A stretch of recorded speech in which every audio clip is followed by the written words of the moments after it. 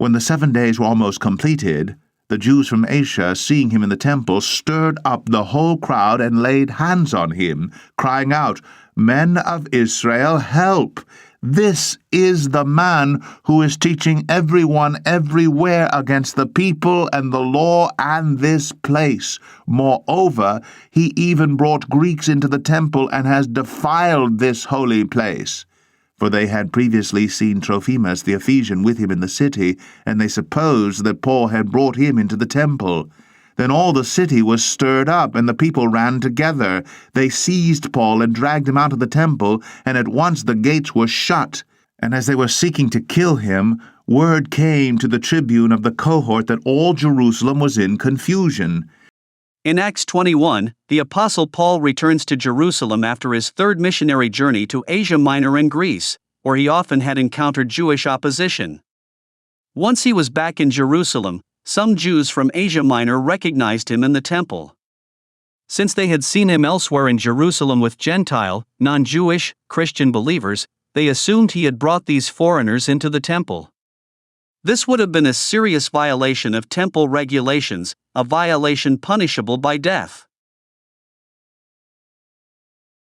The Jewish historian Josephus, in explaining the various barriers and restrictions for the temple courts, writes, "All who ever saw our temple are aware of the general design of the building and the inviolable barriers which preserved its sanctity. It had 4 surrounding courts, each with its special statutory restrictions. The outer court was open to all, foreigners included. To the second court, all Jews were admitted. To the third, male Jews, if clean and purified. To the fourth, the priests robed in their priestly vestments." Likewise, in describing the scene as one moved across the outer court toward the second court, Josephus writes, "Proceeding across this towards the second court of the temple, one found it surrounded by a stone balustrade, 3 cubits high, and of exquisite workmanship.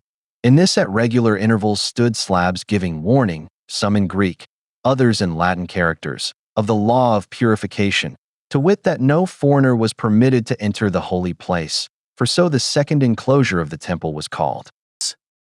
Remarkably, 2 of these warning signs that Josephus mentions have been discovered in excavations in Jerusalem. One was completely intact. It is now displayed in the Istanbul Archaeological Museum. The sign reads, "No man of another nation is to enter within the fence, an enclosure round the temple, and whoever is caught will have himself to blame for his death, which will follow."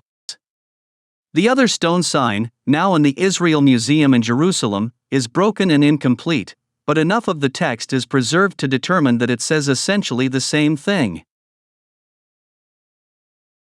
The attack on Paul in the Jerusalem temple, as described in Acts 21, strongly implies that it was a serious violation, even punishable by death, if a Jew brought foreigners, non-Jews, into the temple's second courtyard. The historical evidence verifying what motivated the attack on Paul, that foreigners were indeed prohibited from entering the temple on threat of death, is exceptionally strong. Josephus describes the temple barriers and warning signs designed to protect its holiness. Furthermore, the 2 temple warning inscriptions provide indisputable archaeological evidence that foreigners were indeed prohibited on penalty of death from entering into the second courtyard, just as implied in Acts 21.